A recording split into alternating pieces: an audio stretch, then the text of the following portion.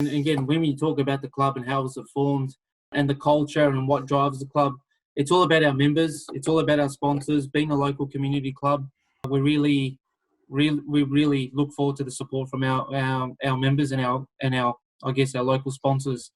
Without them, the club wouldn't be where it is. Along with the volunteers who put a lot of time and effort, a lot of unpaid people around the club that will do their bit, and that's what really embraces the club. And I think when Nasr probably joined, and I started off at Banyule City. Prior to that, it was called Rosanna Soccer Club.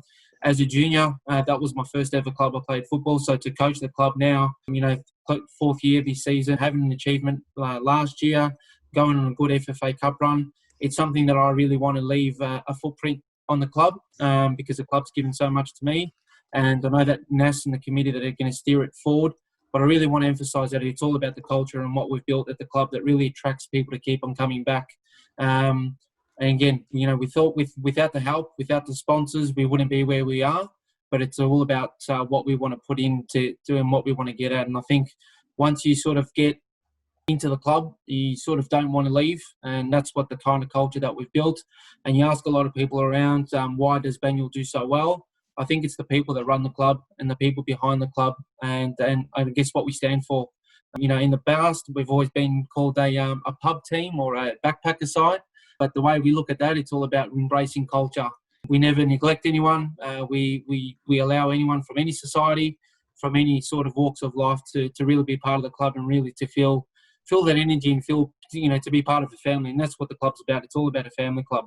I think that's the beauty of Banyule City Soccer Club. The moment I stepped into the club, I felt it was just family right away. As soon as I stepped into Banyule City, it was a breath of fresh air. So, like I said, we had a lifelong member last year of 50 years, I'd say, Nick, Jim Sampson, who unfortunately passed away.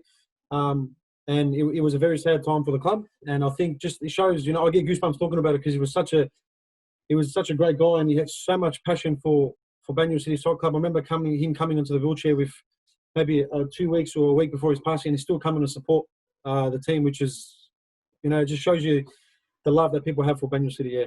Definitely. So thanks for having us on. So the new normal, as the way we see it, it's been a bit of a challenge, but the way that we've sort of looked at it from a club's perspective, coaches, committee, players who have embraced the change, we know it's not our decision and not the way that we wanted to handle it, but everyone's come through positive. To start off with, the positive outlook was having a smaller group of players to work with to start off with when the restrictions were lifted. Having groups of 10s, although it might not be ideal and that's not the way we're used to coaching, it was actually a positive because it meant that we were able to work closely with the players, identify a few things and get to know people's personalities.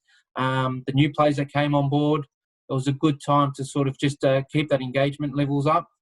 The sessions were a bit sharper and quicker, so we actually identified that even when COVID restrictions were starting to lift and we started to get groups of 20s, we still kept it in the groups of 10s, mainly for the fact that we were actually getting quite a bit of dynamic sessions into our nights and our training sessions.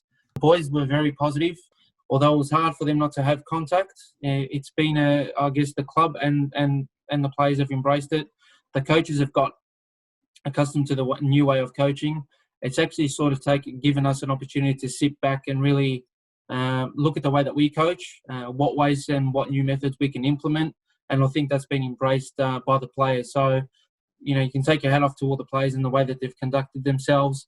It's hard to sort of keep 20 players engaged or a squad of 20, but it's also hard for those players to sort of keep motivated. Day by day when restrictions start easing or, there's a bit of a setback like it was on the weekend where they can't have contact, it's all about their mindset and making sure that the club's doing what they can on and off the field to keep them engaged.